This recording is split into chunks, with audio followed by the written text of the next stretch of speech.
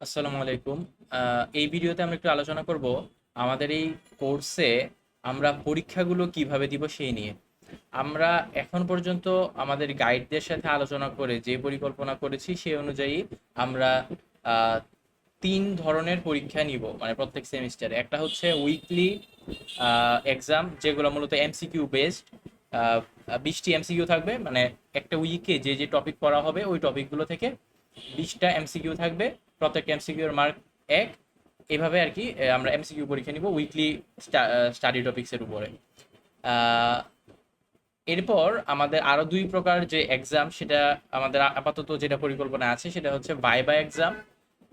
সেটা নিয়ে বিস্তারিত ইনশাআল্লাহ পরে জানানো হবে। এবং আরেকটা হচ্ছে রিটেন এক্সাম, সেটা নিয়েও ইনশাআল্লাহ আমরা পরে আরেক ভিডিওতে জানাবো। কিন্তু আজকে আমরা আলোচনা করব যে উইকলি এক্সামগুলো কিভাবে হবে সেটা নিয়ে। উইকলি এক্সামগুলো মূলত একটা উইকে যে যে টপিকগুলো পড়া হবে বা আমাদের যে কোর্স ক্যালেন্ডারটা ছিল, আমরা যদি আমাদের কোর্স ক্যালেন্ডারটা বের করি,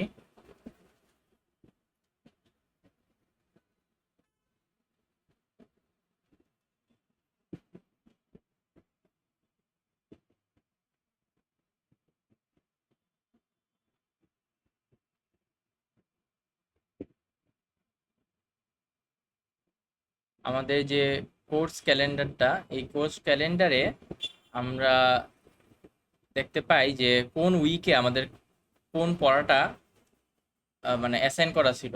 তো যেমন ফার্স্ট উইকে মাদিনা অ্যারাবিকের লেসন 1 থেকে 10 পড়া অ্যাসাইন করা ছিল। তারপর সেকেন্ড উইকে মাদিনা অ্যারাবিক লেসন 11 থেকে 20, এভাবে সবগুলো টপিকই মূলত অ্যাসাইন করা আছে 18 সপ্তাহ পর্যন্ত প্ল্যান অনুযায়ী।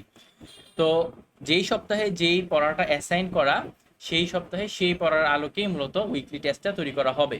কিন্তু আমরা আমাদের এই স্টাডি ক্যালেন্ডারের শুরুতেই বলে রেখেছিলাম যে এই স্টাডি ক্যালেন্ডারটা ফলো করা আবশ্যক না, মানে এটা হচ্ছে সাজেস্টেড, যে একজন স্টুডেন্ট এটা ফলো করে পড়লে আশা করি আমরা যে সে তার জন্য ইজি হবে বা সে ভালো করতে পারবে। তবে স্টুডেন্টের নিজের সুবিধা বা তার পরিস্থিতি অনুযায়ী সে চাইলে নিজের মতো করেও পড়তে পারে। যখন যে সাবজেক্টটা তার জন্য ইজিয়ার হয় তখন সে সেটা পড়তে পারে। এবং এই জিনিসটা যেন বহাল থাকে সেই জন্য উইকলি এক্সামগুলো, যদিও আমরা প্রত্যেকটা উইকের পরেই সেই উইকের এক্সামটা রিলিজ করে দিব গুগল ফর্ম আকারে, কিন্তু স্টুডেন্ট আর কি সেই এক্সামটা ওই উইকেই দিতে হবে বা ২-৩ সপ্তাহের মধ্যে দিতে হবে এরকম কোনো আবশ্যকতা নেই। সে যদি চায় তাহলে পরীক্ষাটা সে মেইন যে এক্সাম আমাদের হবে একদম কোর্সের শেষে, সেমিস্টারের শেষে, ওই এক্সামের আগে যে কোনো দিন সে চাইলে যে কোনো উইকের এক্সাম দিয়ে দিতে পারে। সে যে কোনো দিন চাইলে যে কোনো উইকের এক্সাম দিয়ে দিতে পারে, এটাতে কোনো সমস্যা নেই। তবে সাজেস্টেড থাকবে যে কন্টিনিউটি মেনটেন করার স্বার্থে এবং সিরিয়াসনেস যেন বজায় থাকে সেই স্বার্থে ১ বা ২ সপ্তাহের মধ্যেই যে যে উইকের যে যে এক্সামগুলো আছে সেগুলো দিয়ে দেওয়ার ট্রাই করার। আচ্ছা, তো এক্সামগুলো যদিও সে মেন পরীক্ষার আগে যে কোনো সময় দিতে পারবে, কিন্তু একবার যদি সে এক্সামে মানে কোনো একটা টপিকের এক্সাম দেওয়ার জন্য আমাদের যে এন্ট্রি ফর্মটা আছে, যেটা আমরা একটু পরে দেখাবো, ওই এন্ট্রি ফর্মটা পূরণ করে ফেলে তবে অবশ্যই তাকে ওই সময় পরীক্ষাটা দিতে হবে। অর্থাৎ পরীক্ষা দিলে যদি পরে দিতে চায় কেউ, তাহলে সে এন্ট্রি ফর্মটা তখনই পূরণ করবে যখন সে পরীক্ষাটা দিতে চায়, আগে পূরণ করবে না। কারণ এন্ট্রি ফর্মটা পূরণ করার পরেই একটা নির্দিষ্ট সময়ের মধ্যে কিন্তু তাকে মেইন এক্সামের যে ফর্মটা ওটা সাবমিট করতে হবে। সুতরাং আমি এন্ট্রি ফর্ম পূরণ করলাম, আমি মেইন ফর্মটা পেলাম, আমি প্রশ্নগুলো দেখলাম কিন্তু পরীক্ষা দিলাম না, এরকম করলে কিন্তু হবে না। এবার আমরা দেখবো যে গুগল ফর্মে এই এক্সামটা সে কিভাবে দিবে। গুগল ফর্মের যে লিঙ্কটা সেটা আমরা দিয়ে দিব। আমাদের যে প্রি ফর্ম থাকবে ওই প্রি ফর্মের লিঙ্কটা আমরা দিয়ে দিব। আমি এখন একটা ডেমো দেখাচ্ছি যে কিরকম হবে জিনিসটা। প্রত্যেকটা টেস্টের জন্য 2টা ফর্ম থাকবে, একটা হচ্ছে প্রি ফর্ম আর একটা হচ্ছে মেইন টেস্ট। তো প্রি ফর্মটার লিঙ্কটা দিয়ে দেওয়া হবে। প্রি ফর্মের লিঙ্কটা দেওয়ার পর প্রি ফর্মের লিঙ্কে যদি আমরা যাই, তখন আমাদের সামনে প্রি ফর্মটা চলে আসবে, অর্থাৎ উইক 1 টেস্টের যে এন্ট্রি সেটা চলে আসবে। সেটা চলে আসলে সেখানে আমরা দেখতে পারবো যে আমাদের ইমেল দিতে হবে। যেমন আমি আমার ইমেলটা দিই। এবার আমাদের আইডি দিতে হবে। আইডি হচ্ছে যে আইডিটা আমাদের কোর্সে প্রত্যেকটা স্টুডেন্টকে অ্যাসাইন করা হয়েছে এবং সেটা আমাদের যে ডিসকর্ড সার্ভার আছে সেখানে নোটিস অ্যান্ড অ্যানাউন্সমেন্ট যে চ্যানেল, ওইখানে কিন্তু প্রত্যেকের নামের সাথে তার আইডিটা দিয়ে দেওয়া হয়েছে, যে কার আইডি কত সেটা দেখে নিবে। যেমন উদাহরণত একটা আইডি হচ্ছে 240901, তো এখানে আইডিটা দিতে হবে। দেওয়ার পরে এখানে একটা মেসেজ দেওয়া আছে, সেটা হচ্ছে যে এই ফর্মটি সাবমিট করার পর আপনি কনফার্মেশন মেসেজে, অর্থাৎ গুগল ফর্ম সাবমিট করলে যে কনফার্মেশন মেসেজটা শো করে, ওই কনফার্মেশন মেসেজে মূল টেস্টের লিঙ্কটি পাবেন। আপনাকে এই ফর্মটি সাবমিট করার 20 মিনিটের মধ্যে মূল ফর্মটি সাবমিট করতে হবে। উল্লেখ্য যে এই যে 20 মিনিট সময়টা, এইটা ভ্যারি করতে পারে, কারণ হয়তো কোনো একটা সাবজেক্টের 20টা এমসিকিউ এর জন্য আমরা 25 মিনিট দিলাম, সেক্ষেত্রে এখানে টাইমটা লেখা থাকবে যে কত মিনিটের মধ্যে সাবমিট করতে হবে। তো উদাহরণত সাপোজ 20 মিনিটের মধ্যে বলা, এখানে যে 20 মিনিটের মধ্যে মূল ফর্মটি সাবমিট করতে হবে। তারপর একটা প্রশ্ন করা যে আপনি কি বুঝতে পেরেছেন প্রক্রিয়াটি? যদি আপনাদের কনফিউশন থাকে প্রক্রিয়াটি বুঝতে, তাহলে এই ভিডিওটি দেখুন। তো এখানে ক্লিক করলেই আমাদের এই ভিডিওটিতে লিঙ্কটা নিয়ে আসবে এবং ভিডিওটা দেখে আশা করি আপনারা ক্লিয়ার হয়ে যাবে। অথবা এখানে মেসেজ দিন, এটা হচ্ছে আমাদের যে সার্ভার আছে, সেই সার্ভারের যে চ্যানেল যেখানে আমরা কোর্স রিলেটেড কোয়েশ্চেনগুলো করি, সেখানে এটা নিয়ে যাবে। তো যদি বুঝতে পারেন প্রক্রিয়াটি মূলত কি, এই প্রি ফর্মটা সাবমিট বাটনে প্রেস করার পরে, 20 মিনিটের মধ্যে বা এখানে যে পরিমাণ সময়টা উল্লেখিত থাকবে সেই পরিমাণ সময়ের মধ্যে মূল ফর্মটা সাবমিট করতে হবে। তো আমরা বুঝতে পেরেছি বিষয়টা, আমরা হ্যাঁ বুঝেছি, এখানে টিক মার্ক দিলাম। দেওয়ার পর আমরা এই প্রি ফর্মটা সাবমিট করলাম। প্রি ফর্মটা সাবমিট করার সাথে সাথেই এখানে ভেসে উঠবে নিচের ফর্মটিতে যান, এই যে এখানে একটা লিঙ্ক দেওয়া, বলা হচ্ছে নিচের ফর্মটিতে যান এবং 20 মিনিটের মধ্যে সাবমিট করব। তো আমরা নিচের ফর্মের লিঙ্কে ক্লিক করব।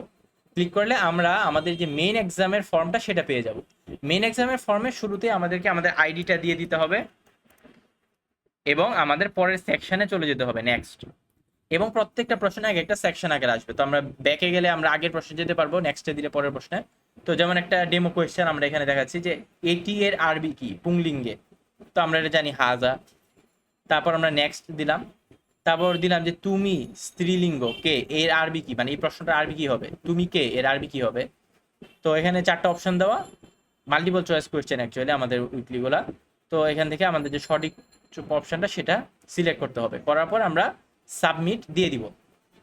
সাবমিট হয়ে গেল আমার, কিন্তু ওই প্রি ফর্মটা পূরণ করার 20 মিনিটের মধ্যে এই মেইন ফর্মটা সাবমিট করতে হবে। এখানে তো জাস্ট 2টা কোয়েশ্চেন ছিল, কিন্তু পরবর্তীতে 20টা কোয়েশ্চেন করে থাকবে, তো ওইগুলো আমাদেরকে সময়ের মধ্যেই পূরণ করে সাবমিট করতে হবে।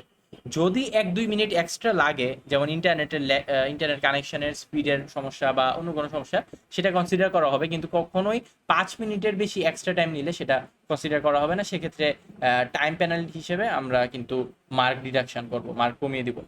তো ফর্মটা সাবমিট করার পরে টেস্টের আমরা এখানে দেখতে পারবো যে ভিউ স্কোর এবং নিচে আরেকটা অপশন থাকবে সাবমিট অ্যানাদার রেসপন্স। উল্লেখ্য যে যদিও আরেকটা রেসপন্স সাবমিট করা যাবে, কিন্তু আরেকটা রেসপন্স আমরা সাবমিট করব না, কারণ আমরা প্রথম সাবমিশনটাকেই অ্যাকচুয়াল সাবমিশন হিসেবে কাউন্ট করব। তবে কেউ যদি একান্তই ভুলবশত বা কোনো দুর্ঘটনাবশত মানে সাবমিট করে দেয় মূল টেস্টের ফর্মটা, কিন্তু দেখা গেল যে সে মূল টেস্টের ফর্মটা অথবা প্রি ফর্মটা, যেই ফর্মটাই হোক, দুই ফর্মে কিন্তু একাধিকবার সাবমিট করার অপশন আছে, কিন্তু কোনো ফর্মে আমরা একবারে বেশি সাবমিট করার ট্রাই করব না। একমাত্র যদি সে আইডি দিতে ভুল করে অথবা সে কোনো মানে ভুলে সাবমিট করে দিয়েছে বা এরকম হয়, তাহলে সে আমাদের কোর্সের যে গাইড, সেই গাইডের সাথে সে যোগাযোগ করবে। তারপর সেই গাইডের তত্ত্বাবধানে সে অন্য কোনোভাবে পরীক্ষাটা দিবে, কিন্তু বারবার একই ফর্ম সাবমিট করবে না, কারণ এরকম করলে আমাদের বোঝার উপায় থাকবে না যে অ্যাকচুয়ালি সে কি প্রশ্নগুলো দেখার পরে আবার পরে এসে পরীক্ষা দিচ্ছে, নাকি প্রশ্নটা প্রথমবার দেখার পরে এসে পরীক্ষা দিচ্ছে। তো এই স্বচ্ছতাটা রাখার জন্য কেউ এই কাজটা আমরা করবো না। আমরা যদিও সাবমিট অ্যানাদার রেসপন্সের অপশন রাখা হয়েছে, কারণ কোনো দুর্ঘটনার জন্য সাবমিট করতে হতে পারে, কিন্তু আমরা গাইডদের না জানিয়ে দ্বিতীয় কোনো সাবমিশন করব না। আর কেউ করলেও সাধারণত প্রথম সাবমিশনটাকে মেন সাবমিশন হিসেবে ধরা হবে, যদি না সে যথাযথ কারণ দেখাতে পারে। তো মেইন ফর্মটা সাবমিট করার পরে আমাদের ভিউ স্কোর একটা অপশন আছে, যেটা দিলে আমরা মূলত সাথে সাথে আমাদের স্কোরটা কত সেটা দেখে ফেলতে পারবো। যেমন এই এক্সামে আমাদের স্কোর 2/2, যেহেতু আমরা দুইটাই সঠিক উত্তর চুজ করেছিলাম, তাই আমাদের অপশন হচ্ছে, আমাদের যে স্কোর সেটা হচ্ছে 2/2। সো আমাদের এক্সাম সিস্টেমটা এরকম এবং খুবই স্বচ্ছ, এবং আশা করি যে এটা বুঝতে আর কারো সমস্যা হবে না ইনশাল্লাহ এই ভিডিওটা দেখার পর। এটা হচ্ছে আমাদের উইকলি টেস্টগুলোর সিস্টেম। আশা করি আমি উইকলি টেস্টের সিস্টেমটা স্পষ্ট করতে পেরেছি, এবং খুব শীঘ্রই ইনশাল্লাহ আমরা ভাইবা এবং রিটেন এক্সামগুলো কিভাবে হবে সেটা নিয়েও আলোচনা করব। তবে আমরা সবসময় ফোকাস দিব একজন স্টুডেন্ট স্বাধীনভাবে যেন নিজের মতো পড়তে পারে সেদিকে। এই কারণে আমরা ফ্লেক্সিবিলিটি রাখবো, মানে যতটা রাখা যায় যেন শিক্ষার্থীরা তাদের সুবিধা মতো সময় অনুযায়ী বা তাদের সুবিধা মতো পড়ার স্টাইল অনুযায়ী সময়ে পরীক্ষা দিতে পারে, এটার চেষ্টা করা হবে যতটা পারা যায়। তো আজকের মতো এতটুকুই। আসসালামু আলাইকুম।